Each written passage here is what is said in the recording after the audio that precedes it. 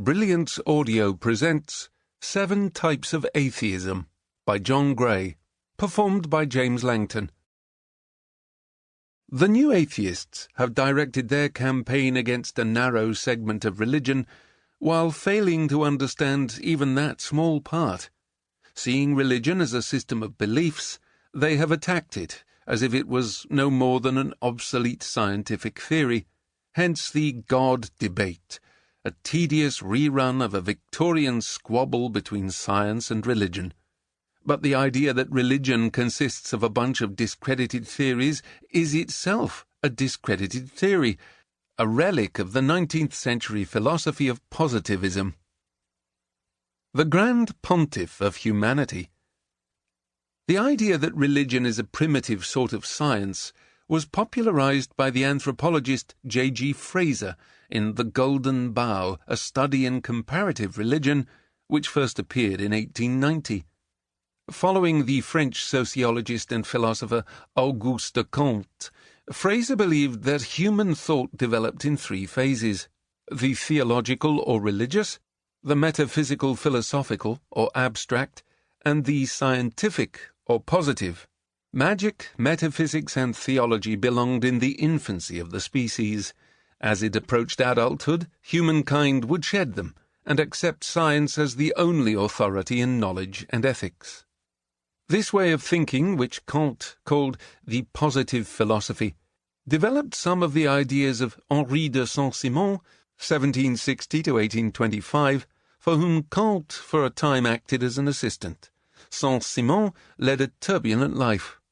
Coming from an impoverished aristocratic family, he was imprisoned during the Reign of Terror, became rich through property speculation in nationalized land, consumed his wealth in reckless extravagance, and lived much of his later years in poverty.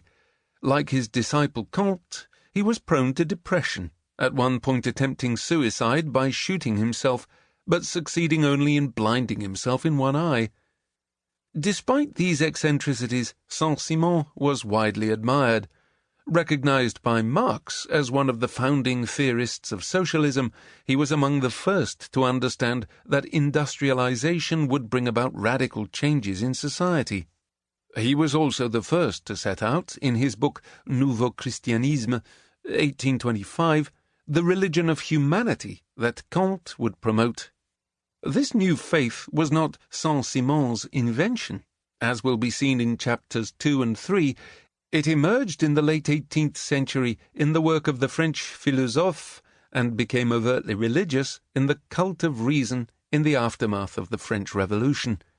But it was Saint-Simon who first presented the religion of humanity in systematic form.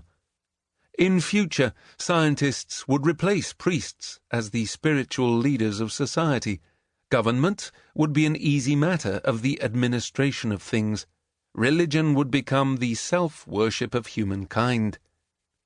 Though it was Saint-Simon who first formulated this philosophy, it was Kant who was most successful in propagating it. The cult he established has been almost forgotten, yet it formed the template for the secular humanism that all evangelical atheists promote today. In some ways, Comte was more intelligent than the secular thinkers who followed him. He was also semi-deranged.